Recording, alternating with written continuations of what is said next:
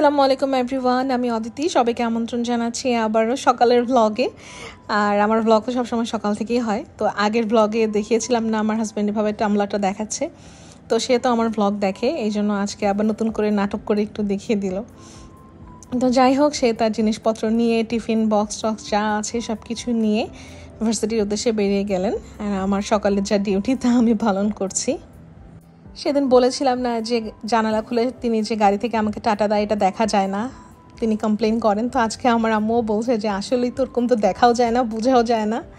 তো একটা জিনিস মানে মাথার মধ্যে ঢুকলে হলো আর কি। তো যাই হোক, তাকে বিদায় দিয়ে আমি এখানে চলে আসছি আমার ডায়াবেটিসটা চেক করতে। দেখা যাক আজকে কীরকম আসে। আমার বোধহয় বলা হয়নি কখনো, আমার কিন্তু ডায়াবেটিস আছে। 27 বছর বয়স থেকে আমার ডায়াবেটিস। আমার মার আছে ডায়াবেটিস, তারপরে আমার বাবারও ছিল ডায়াবেটিস, তারপর আমার দাদা দাদিরও লাস্টে ডায়াবেটিস চলে আসছিল। তো আমার হয়ে গেছে। আর এই যে এখানে সকালে খালি পেটে 5.2 আসছে। তো আলহামদুলিল্লাহ, মাশাল্লাহ, একদম সুস্থ স্বাভাবিক মানুষের যেরকম আসে আমারও মোটামুটি সেরকমই এসেছে। তো 2020-এর 31st নাইটে হচ্ছে আমার মানে রিপোর্ট আসে যে আমি কোভিড পজিটিভ। তো ওই দিনই আমার শরীর এত বেশি খারাপ হয়ে গিয়েছিল, যার জন্য আমাকে হসপিটালে ভর্তি হতে হয়েছিল। তারপর তো আমি 4 দিন কোমাতেই ছিলাম, এটা তো অনেকেই জানেন, আমি অনেকবার বলেছি। তো ওই সময় যত টেস্ট করা হতো ওই মেইনলি ওই সময় হচ্ছে আমার এই ডায়াবেটিসটা ধরা পড়ে। আর যেহেতু ওই সময় আমাকে প্রচুর স্টেরয়েড দিয়েছিলেন, তো আমার ডায়াবেটিস অনেক বেশি থাকতো। যেমন খালি পেটে আমার 30-35 এরকম আসতো। আমাকে 3 বেলা ইনসুলিন দিয়ে দিয়ে এটাকে মানে কন্ট্রোল করা হয়েছে। তারপরে যখন আমি বাসায় আসি, তারপরেও এরকম বেশি বেশি আসে সব সময়। তারপর প্রায় 1 মাসের মতো আমি তো মানে খুবই মানে একদম ডাক্তার আন্ডার অবজারভেশনে ছিলাম। তো ডক্টর নিজেদের পার্সোনাল নাম্বার আমাকে দিয়ে দিয়েছিলেন এবং বলেছিলেন যে প্রতিদিন এই রিডিংগুলো নোট করে করে রাখবেন এবং আমাকে জানাবেন, তারপর সেই অনুযায়ী আপনার ইনসুলিন ঠিকঠাক করে দিব। তো এমনও ছিল যে একটা ইনসুলিনে কাজ হচ্ছিল না, 2 রকমের ইনসুলিন মিক্স করে দেন হচ্ছে আমাকে আর কি দেওয়া হয়েছিল। তো তারপর হচ্ছে এটাকে মানে কন্ট্রোলে এটা এসেছিল, কারণ মানে যতক্ষণ স্টেরয়েড চলবে ততক্ষণ তো সুগার অনেক বেশি বেড়ে যায়। তো আমার মানে রোগও ছিল এরকম, ট্রিটমেন্টও ছিল এরকম, যার জন্য সুগারটাও একদম এত বেশি ছিল। তো আলহামদুলিল্লাহ, আল্লাহর রহমতে তারপরে প্রায় 1-1.5 মাসের পর আমার আর ইনসুলিন লাগেনি, শুধু একটা মেডিসিনেই কাজ হয়ে গিয়েছিল। তো রিসেন্ট আবার আমি যেটা ফিল করছি যে আমার মনে হচ্ছে যে আমার সুগারটা একটু এলোমেলো আসছে। তো এটার জন্য আবার ওই যে ডক্টরের কাছে যাই, আম্মু যাকে দেখান তাকে আমিও দেখাচ্ছি। তো তিনিও আমাকে এভাবে চার্ট করতে বলেছেন যে কীরকম আসে, আর মেডিসিন তো দেয়াই আছে। তো আমি সেভাবে চার্ট করে করে কি নোট টোট করে রাখি, দেখা যাক মানে কি হয়।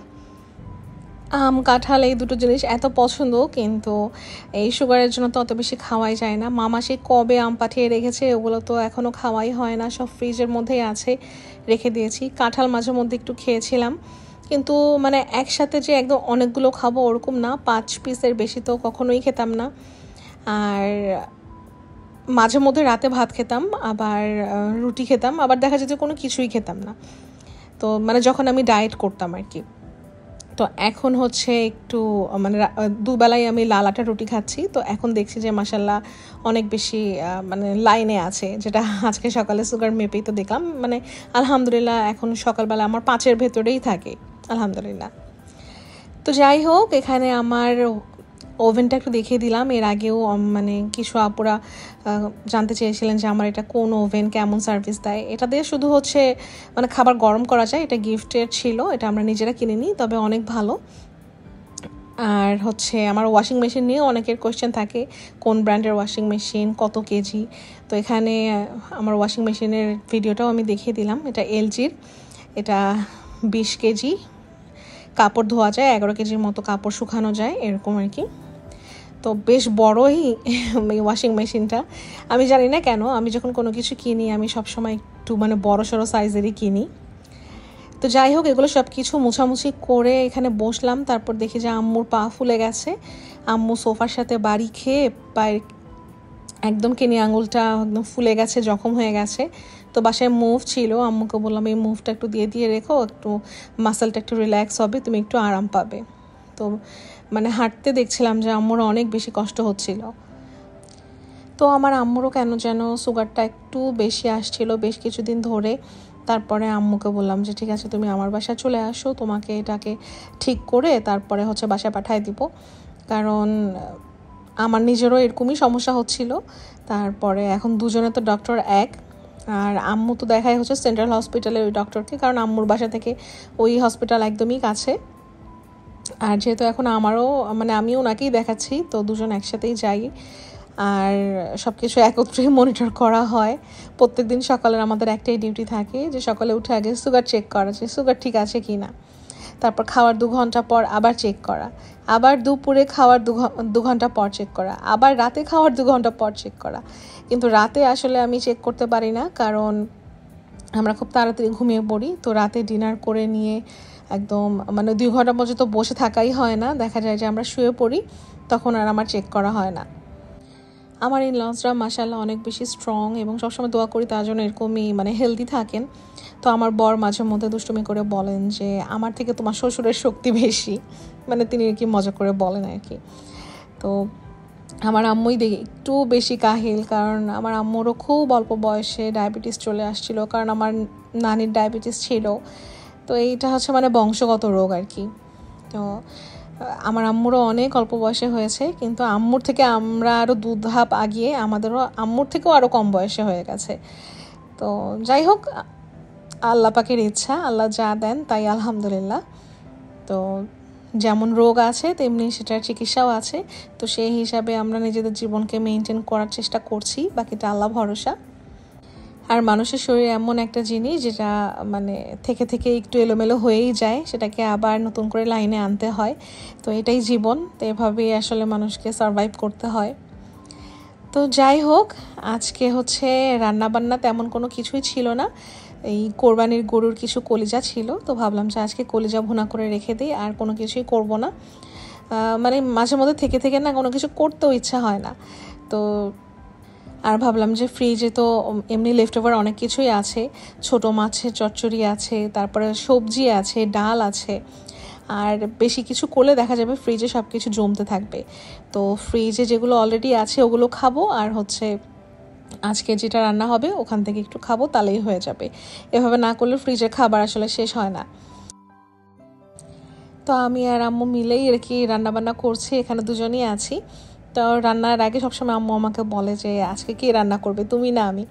পরে আমি বলি মানে যেদিন মানে গোশ টাইপের আইটেম থাকে, যেমন এই যে বিফ, মুরগি, তারপরে এই কলিজা টলিজা এসব, তারপরে ভুড়ি, এগুলো আমি আম্মুকে দিয়ে রান্না করাই। মানে আম্মু যতদিন আছে এর মধ্যে আমি এগুলো সব কিছু আর কি শেষ করে ফেলছি, কারণ আমি নিজে আসলে এগুলো আমার অত বেশি রান্না করতে ভালোও লাগে না, আর আমার কেন জানি মনে হয় যে আমার অত বেশি ভালোও হয় না। কিন্তু আমার হাজব্যান্ড খেয়ে তো আবার খুব তারিফ করেন। তো মানে কি জানি, আমার কাছে আমারটা ভালো লাগে না। আর আমি এদিকে একটু ক্যামেরা সেট করে দিয়ে মাঝে মধ্যে এর আগের যে ক্লিপসগুলো থাকে সেগুলো আমি বসে বসে আবার একটু এডিট করি। তো দেখা যায় যে আমিও মানে এডিটিংয়ের কাজে থাকি, আর আম্মুও এখানে রান্নাবান্না নিয়ে থাকে, তো আমার একটু মানে সুবিধা হয়। আর না হলে সমস্ত কিছু একত্রে করে নিয়ে তারপর এডিট করতে বসলে অনেক সময় লাগে। এই জন্য মানে যতটুকু ক্লিপস আমি নিয়ে রাখি ওগুলোর সাথে সাথে আমি এডিট করে ফেলি, যেন একেবারে আমার সময়টা নষ্ট না হয়। তো যাই হোক, ওখানে রান্নাবান্না করে আর কোনো ক্লিপস নেওয়াই হয়নি, এটা একেবারে সন্ধ্যার দিকের একটু ক্লিপস নিচ্ছি। তো আমার আম্মু কী করেন, যখন শীতের সময় অনেক ফুলকপি উঠে তখন তো দামও কম থাকে, তো এগুলোকে বেশি করে কিনে নিয়ে তারপরে এভাবে ছোট ছোট করে কেটে হালকা ভাপিয়ে দেন ফ্রিজে এটাকে ফ্রিজ করে রাখে। আর এই যে এখন গরমের সময়, এখন মানে সিজন ছাড়া আমরা এখন এগুলো আর কি নিয়ে খাই। তো আমার ভাবির ফুলকপি অনেক বেশি পছন্দ, ওর কিন্তু থাইরয়েড আছে, আর ফুলকপি তো খাওয়া যায় না থাইরয়েডে, কিন্তু ওর এত বেশি পছন্দ, ও কোনো কিছুই মানে বাছে না। কিন্তু এই ফ্রোজেনটা কেন জানি ও নাকি আবার খেতে পছন্দ করে না। তো আম্মু বলে যে আমি এতগুলো কিনে কিনে রেখেছি কিন্তু ও তো খাচ্ছে না, যাক তোমার জন্য নিয়ে আসবো তাহলে। তারপর আম্মুর বাসা থেকে আমার জন্য নিয়ে আসছে, আমি আবার এগুলো খাই, সবজির মধ্যে দেই, ভাজি করি, তারপরে তো নুডলসে একটু দিচ্ছি, এভাবে আর কি আমার চলে। তা আম্মু আসার পর থেকে আমরা দুজন মিলেই সমস্ত সব কিছু করে টরে ফেলি, একা একা কোনো কিছু করতেও ভালো লাগে না কেন জানো। আর মানে সাথে রান্নাঘরের সাথে একজন থাকলে কিন্তু ভালোই লাগে। তো এদিকে আমি নুডলসটা সবসময় সিদ্ধ করে দিই যখন নুডলস রান্না করা হয়, আর বাকি সব কিছু আম্মুই করেন। তো এখানে কাজ করতে করতে হঠাৎ করে আবার আমার মামা ফোন দিয়েছিল, তারপর আম্মু মামার সাথে কথা বলতে চলে গিয়েছিলেন। পর আমি ভাবলাম যে আম্মু কথা বলছে, এর মধ্যে আর আমার বসে থেকে কী লাভ, তাহলে নুডলসটা আমি বানিয়ে ফেলি। তো আম্মু কেবল এই যে পেঁয়াজ ভেজে তারপরে একটু গাজর দিচ্ছে, ওই সময়টা আর কি ফোন আসছিল। তারপরে আম্মু চলে গেল কথা বলতে, এরপর বাকিটা আমি কমপ্লিট করলাম। তো আজকের ডিনারে শুধু এই নুডলসই ছিল, ভেজিটেবল নুডলস। আমার নুডলস সবসময় এভাবে বেশি করে সবজি দিয়ে খেতে খুবই ভালো লাগে। আর ব্রকলি তো আমার খুবই পছন্দ। ব্রকলিটা আসলে এটা প্রসেস করে রাখা হয়নি, যার জন্য ব্রকলি দেয়া হয়নি। তো আম্মুকে আমি বলেছিলাম যে ইনশাল্লাহ এবার শীতে আল্লাহ বাঁচিয়ে রাখলে ব্রকলিকে একটু প্রসেস করে রেখে দিও, তাহলে এই অফ সিজনে এগুলো খাওয়া যাবে। আর ব্রকলি আমার ভীষণ ভালো লাগে। আর একজন সুস্থ মানুষ বা আমরা যারা ডায়াবেটিক আছি প্রত্যেকের জন্য আসলে একটা রুটিন খুবই গুরুত্বপূর্ণ। সেটা হলো যে সন্ধ্যা 6টা বা 6:30টার ভেতরে যত কার্বোহাইড্রেট আপনার খাওয়ার, আপনি মানে যত না মানে পরিমাণ মতো যে খাবারটুকুন খাওয়ার খেয়ে নেবেন। ধরেন আপনার ডিনারে যদি আপনি 1 কাপ ভাত খান বা 2 কাপ ভাত খান, সেটা সেই 6টা থেকে 6:30টার ভেতরে খেয়ে ফেলতে হবে। এরপরে আর কোনো কার্বোহাইড্রেট নেওয়া যাবে না, বা রুটি খেলে এই 6টা থেকে 6:30টার ভেতরেই খেয়ে ফেলতে হবে। তাহলে হবে কি যে পরদিন সকালে যখন আপনার ব্লাড সুগারটা আপনি চেক করবেন, ওটা একদম কন্ট্রোলে থাকবে। মাশাআল্লাহ, এটা একদম সত্যি কথা। যেমন আমি কিন্তু এই 6টার মধ্যেই আমার এই নুডলস করা হয়ে গিয়েছিল। তো খেতে খেতে হয়তো বা 6:15 বা 6:20 এরকম হয়ে গিয়েছিল। এরপর কিন্তু আমি আর কোনো কিছু খাইনি। তারপরে রাতের বেলা আমার যখন একটু খিদা অনুভব হচ্ছিল, ওই সময় আমি শুধু একটা সাগর কলা খেয়েছিলাম, এই এতটুকুনি। এছাড়া আমি আর কোনো কিছু খাইনি। তার পরদিন সকালবেলা যখন আমি আবার টেস্ট করলাম, তো দেখি যে 5-এর ভেতরেই আছে, আলহামদুলিল্লাহ। তো এনিওয়েজ, এই ছিল আমার আজকের ভ্লগ যদি ভালো লেগে থাকে তাহলে like, comment, share and subscribe করে দিতে পারেন। দেখা হবে ইনশাআল্লাহ নেক্সট ভ্লগে। টিল দেন টেক কেয়ার, আল্লাহ হাফেজ।